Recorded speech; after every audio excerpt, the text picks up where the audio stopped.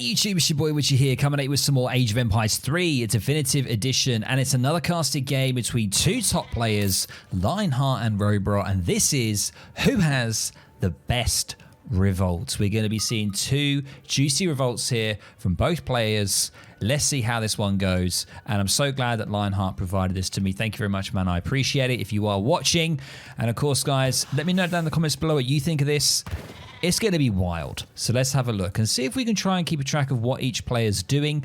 We do have on the top right part of the map here, of course, Revolt playing as the Spanish in the yellow.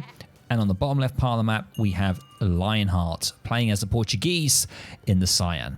And I've recently put a video up of the Spain masterclass, and both of these players actually have done masterclasses with me. So Lionheart did one for the for Mexico. I was going to say United States, Mexico, and Revolt recently done one with Spain. So this is going to be interesting, and I want to see how this goes. So let's see what we're doing here. Let's have a look at Lionheart first. Opened up with a house only, and Explorer is going to be picking up a juicy 40 wood. Revolt gathering 75 wood there from a treasure. That's absolutely amazing, and he has opened up with a TP and a house. Very, very nice, and immediately is going to be going for 3 vills. And let's have a look at the deck. This is the Nats deck here. We can see we have the ATP card, Capitalism, Spanish gold, very, very important. We'll be seeing that a little bit later in action. And there's a few other ones here where you get age ups are cheaper and faster, native treaties. So a native deck is there for Revolt. And let's have a look at Lionheart here. Let's have a look at his deck. He hasn't selected it yet. We can actually look through his decks. I find that so kind of crazy that you could just watch someone's game and you have access to all of their decks for the Civ. I just find that weird. You can just have a look at everyone's deck. Like it's just nuts. So if you were watching a high level player and you really like the Civilization, you were watching their replay, you could simply go into it and look at all of their decks. You could probably take those, copy them, do whatever you want. So it's kind of strange.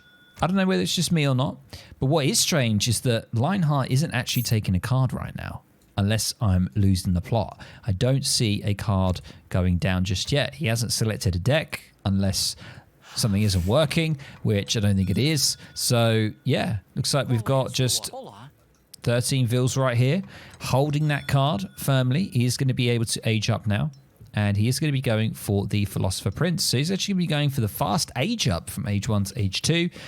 Very sort of unusual, I would say, but this is the Revolt gameplay, guys. There are going to be unusual openings here and differences in age 2 and 3 because you need to get to that position in age 4 to then be able to revolt. So it's going to be a little bit different. Let's have a look at Revolt here on the age up. He's going for the Governor, so 200 coin and a outpost is going to be going down for him. And sort of transition here, half on wood, half on food. I imagine he's going to be dropping down a house at some point as well. And Mexico, Spain. Spain's quite nice because you get the Capitalism as the second card, which means that coin trickle essentially means your vills don't have to do anything. They don't have to go on gold. Look, no one's on gold right now. There's no need because it's going to macro perfectly for you to send 700 coin. It's just like the developers wanted it to perfectly fit, and that's exactly what it's going to do. So this could also be used as an opening, guys, if you wanted to do a fast fortress, which is a very well-known strategy for the Spanish. And going for that 700 coin with the Capitalism means that you can get up at insane speeds up to age 3. So Revolt here, just about to get into the next stage. There it is, and the outpost is going to be going down. Let's have a look at Lionheart, just about to get into the next age as well. And there it is. Actually, no, sorry, the Philosopher Prince isn't the fast age up. I apologize. It's the food age up. I don't know why I thought it was. It's not. 500 food, of course, that's going to help him also able to age up. So it's going to help him a lot. And we can see here that the TC is going to be going down. Of course, you always get a TC when you age up with Portugal. And we can see here that he's putting it quite defensive, of course. And he's going straight for 700 coin and then 700 wood after that. But look at the macro, perfect. And Revolt here as well. He's just about to get his coin in. He's going to be ahead probably by about 20 seconds, maybe 30. Quite a bit ahead here in speed compared to Lionheart.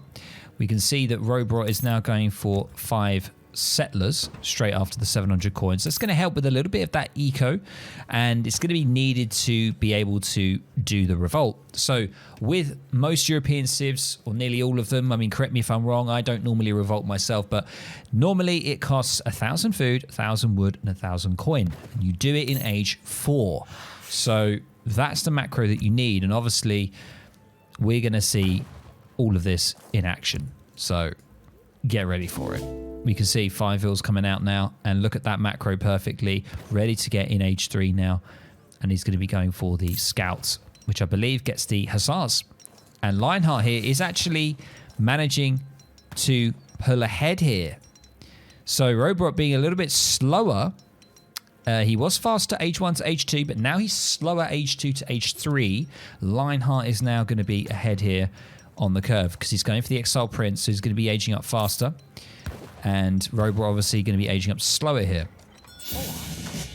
And he also got the wood shipment, 700 coin, 700 wood, of course, and now going for the 1,000 coin, of course. And the coin that you're going to need is, you're going to need 2,000 food and 1,200 coin, I believe. I rarely actually age up to age 4, guys, whenever I play games. I kid you not. I don't know what the percentage is in 1v1 supremacy games. It's very low that I go to age 4. So there you have it. We can see now a fort is being shipped. So Lionheart obviously anticipating that Robot's probably going to turn up to his base before he can turn up to Robot. So he's going to be getting that fort out just for those extra defenses. He has 3 TCs now. Going to be dropping a stables down as well. The church here is going to really help with that XP trickle, 0.7 a second. And Robot here with the Spanish gold is going to be coming up very shortly, guys, when he gets into age 3. And this basically gives you additional coin with all shipments. Obviously, starting with this one as well, you're going to be getting extra coin every time you ship after Spanish coin. And that's after Spanish gold, sorry. And that's really crucial because when you revolt, you get a different deck. Your deck changes and you're going to be using that revolt deck a lot. And having Spanish gold means you're going to be getting coin still after every time you get a shipment. So there it is, Spanish coin coming in. And he's just getting a bit of infrastructure. He's getting his market down. He's getting some hunting dogs, the food upgrade, sorry, the great coat, increasing villager HP as well, just in case of any kind of unusual raids or maybe pressure from Lionheart. We can see Lionheart doing exactly the same thing, going for the market. He's now getting steel traps. He's put his market out here for vision, I believe, just to see if anything's going to be coming to his base. And there is the coin being dropped off. So he's going to be getting ready now to get into age 4. It is underway, and there is the 1,000 wood. Very crucial card here, folks. 1,000 wood is going to mean that the age 4 revolt is going to be possible for Lionheart after he gets into age 4. Because basically, guys, you want your timing to be perfect. When you get into age 4, you don't want to be dilly-dallying. You don't want to be, messing around, taking too long. The minute you're in age 4, you want to be able to smack that revolution button because it's very quick. You revolt very quickly within a few seconds. You want to be able to do it as quickly as possible. And we can see here, Robot is doing the 700 wood. So he hasn't got 1,000 wood in age 3 that I've noticed. He's only got the 700 wood. And you can see here that I believe he's traded that. I mean, obviously, if Robot's watching, feel free to correct me if I'm wrong. But I believe he actually bought some of that. And there we go. That's what he's done. He's basically bought it and traded it. So the 700 wood is going to make that 300 to make 1,000. And then all he needs to do is simply just collect the Spanish treasure chest that you get. And voila. Basically, you're going to be getting a very, very tidy sum of coin. And the capitalism trickle should help you there. You might need to get a few vills on gold potentially. He is going to be aging up with the engineer. And we can see Lionheart here is actually a little bit behind now. So it's kind of weird how it's changed there throughout the ages. Robot was ahead in the first part, then Lionheart, and now it's back to Robot. So Robot is going to be ahead here. Lionheart is going to have to mine some of this coin now. It's a little bit more difficult for Portugal here. They don't have the Spanish gold. They don't have the capitalism trickle either on this. So it's just going to mean some raw gold mining to get to it. And now we can see Robot has aged up with the Engineer, which I believe gave him the 2 Falconets. Very good. And now the Chile revolution is underway. All the vills are going to be getting pulled because, guys, boom, there we have it. We have 23 revolutionaries. And what comes out? 12 Hussars of Death. You know it. If you've been playing against this or you've tried to play against this, it is very difficult. It's a very difficult push. And it was something that was quite popular a few months ago. I don't know how popular this kind of Chile Revolt is. I haven't come across it myself recently, but we see it right here. Look at these Hussar of Death units. They are 75 hand attack. Look at that. Insane. And 50 siege. 50 for a cav unit is absolutely nuts. And one of them already getting one-shotted there. That was kind of crazy from the fort. And he's going to be trying to get on top of these vills, and a couple of them are going to be going down. That's really unfortunate for Lionheart here. And pretty much Robot's just going to be sieging that fort. He does not care. Lionheart now has his revolution under the way. He's revolted to Peru, and he has these amazing Peruvian revolutionaries. And he is going to be... Sorry, no, they're about to be upgraded. Sorry, this is the Peruvian Guard. We can see here, ships 10 Peruvian legions. To have a powerful grenade attack at long range. So they are absolutely wild. We're going to be seeing those in action. And he's now got the 3 TCs, remember, to be able to create the revolutionaries. We can see here he's actually got 4 TCs to be able to constantly create those. And he's going to be getting a batch of 15 of them, it seems. Or maybe 13. And the Peruvian guards are going to be popping out very, very soon. So currently got, yeah, the Peruvians versus the Chileans here. And there they are, the Peruvian guards throwing those bombs. Absolutely amazing. And you can't really see the difference between them. If you look at the models and stuff, they don't look very different from just normal revolutionary. So it's kind of hard to distinguish. And those bombs are going to be just kicking off there. The range of them is absolutely insane. I mean, it actually upgrades all of the units, upgrades all of the revolutionaries to Peruvian legions. And they have this insane grenade attack. And yeah, it's 14 range. It's a 14 ranged grenade attack, and it just does a base damage, siege damage of 24. And there is a ranged attack in stagger mode here as well, which does good against cav. So I think if you switch the units to stagger mode, it switches it to the ranged attack rather than the grenade attack. I'm not entirely sure. I think that's what that means. But we can see, for some reason, Lionheart is going for the cattle drivers. Gets 8 semi-fattened cows and one of those homestead wagons as well, and a dragoon, a cowboy here, Comanchero. Interesting. I think that may have been a misclick. I'm not entirely sure,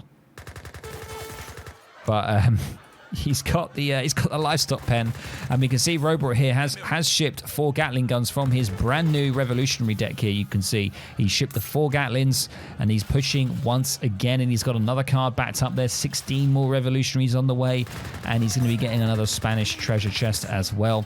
And I think the only thing that Robot can use the gold for, to be honest, that he gets, I don't think it can be collected. So I think it just sits at the base.